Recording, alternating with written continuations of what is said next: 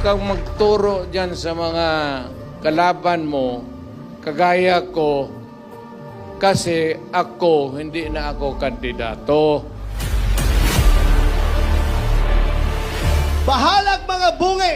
Basta, hindi ako lilipat ng kampo. Yon po, itaga nyo sa bato!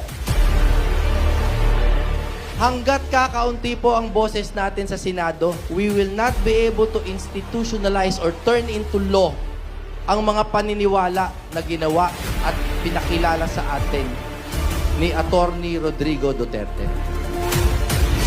Kailangan po ng bagong panggobyerno, hindi po yung trapo, hindi po yung utak ayuda.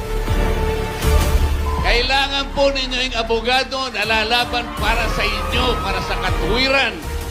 Sapagkat kung wala po kayong dadalhin abogado doon na magtatanggol, our country will be going to the dogs. Ang suka ang kalaban ng tanso. Ang suka ang kalaban ng pekeng ginto. Inutusan po akong bumili ng suka at bumili ako ng suka. Siniguro ko na talagang suka yung aking binili, hindi po droga yung aking binili.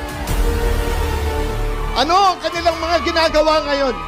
Tinitira si PRRD, tinitira si Vice Inday Sara, tinitira si Mayor Baste, tinitira si Congressman Pulong. Bakit? Anong apelyido nila?